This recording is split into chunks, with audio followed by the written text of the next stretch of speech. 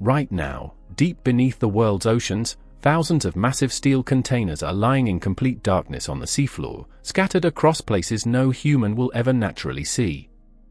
Some once carried everyday goods like shoes, furniture, and electronics, while others transported cars, heavy machinery, and industrial cargo worth millions.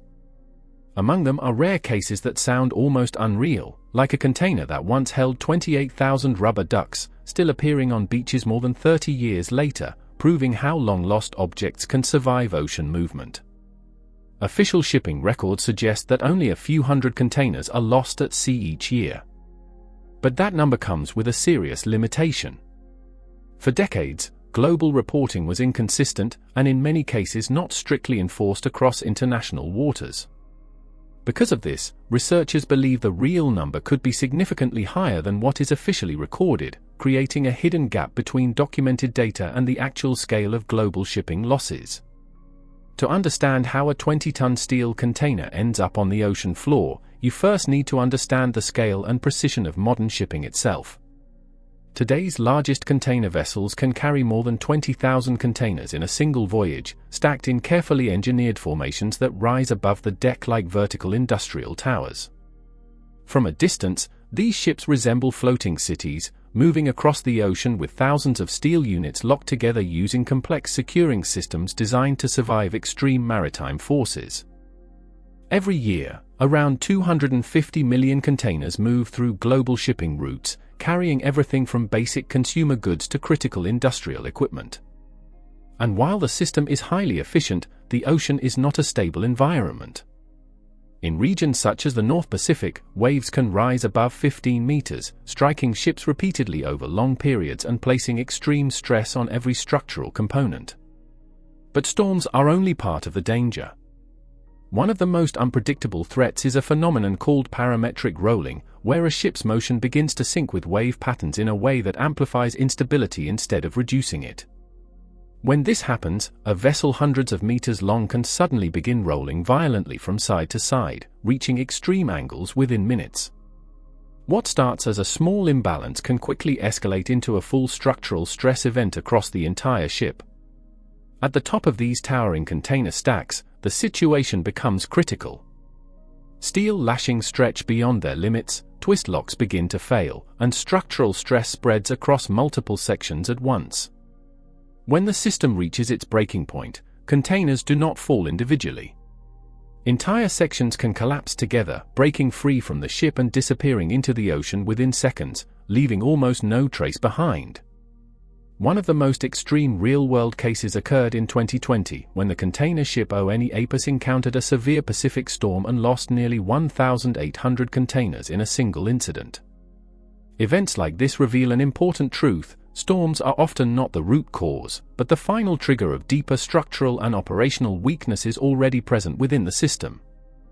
Every container is loaded based on a declared weight, which determines its exact position within the stack. Heavier units are placed at the bottom, while lighter ones are stacked above to maintain balance. The stability of the entire vessel depends on the accuracy of this data. However, shipping companies cannot inspect every sealed container individually, so they rely on declared documentation, which is not always correct. In some cases, containers are significantly heavier than reported, creating hidden instability inside the stack. In calm conditions, these errors may remain invisible. But in rough seas, even small discrepancies begin to amplify under pressure. As forces increase, structural loads shift unpredictably, and once a critical threshold is reached, failure can occur rapidly. What looks like a sudden accident is often the result of small imbalances accumulating long before the ship enters dangerous waters. Once a container falls into the ocean, its behavior depends entirely on its contents. Heavy cargo such as steel, machinery, or industrial equipment sinks almost immediately, often descending thousands of meters into complete darkness. But lighter cargo can behave differently. Sealed containers filled with clothing, toys, or packaging materials may remain buoyant and drift just beneath the surface, making them extremely difficult to detect visually or by radar. Mariners often call these ghost containers because they are massive, dangerous, and almost impossible to see in open water. These drifting containers can travel vast distances, carried by ocean currents far from their original location. Some remain afloat for days or weeks before seawater slowly enters through structural weaknesses. Once enough water enters, buoyancy is lost, and the container begins its final descent to the seabed. But even then, the story does not end.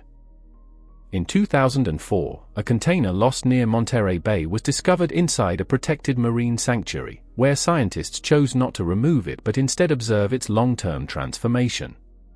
Over time, marine organisms began attaching to its surface, and the container gradually evolved into an artificial structure within the deep-sea environment.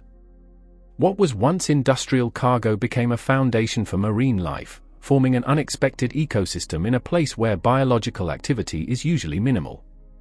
Not all containers end their journey on the seafloor. Some create far more unexpected outcomes. In 1992, a container carrying 28,000 plastic bath toys was lost in the Pacific Ocean, releasing rubber ducks into open water. Instead of disappearing, these objects began reappearing across continents over many years, including Alaska, Hawaii, South America, and parts of Europe. Carried by ocean currents, they revealed hidden global pathways within the ocean system and unintentionally became one of the most valuable natural experiments in ocean science. Similar incidents involving sneakers, consumer goods, and plastic materials have reinforced the same conclusion: once cargo enters the ocean, it can travel for years across entire ocean basins, exposing circulation patterns that would otherwise remain invisible. These accidental events have provided real-world data that helped scientists better understand how interconnected global oceans truly are. Official reports suggest that only a few hundred containers are lost annually, but independent studies indicate the real number may be significantly higher. For many years, reporting systems were inconsistent and not fully standardized, meaning many losses were never officially recorded. A container lost quietly in open water may disappear without any trace in global databases, especially if it does not involve hazardous materials or major incidents. This situation is now beginning to change. New international maritime regulations are making it mandatory to report every lost container, creating the first truly transparent global tracking system for shipping losses. Alongside this, advances in engineering, weight verification, and weather prediction are steadily reducing operational risks across the industry. However, despite all improvements, the ocean remains fundamentally unpredictable. As long as massive vessels continue transporting tens of thousands of containers across powerful and changing seas, some losses will continue to occur. Not frequently, but never fully eliminated. And beneath the waves, those containers continue their silent existence. Some rest on the seafloor, slowly becoming part of the marine landscape. Some drift for days before sinking into deep water. And some continue moving unseen across vast distances long after their journey was supposed to end.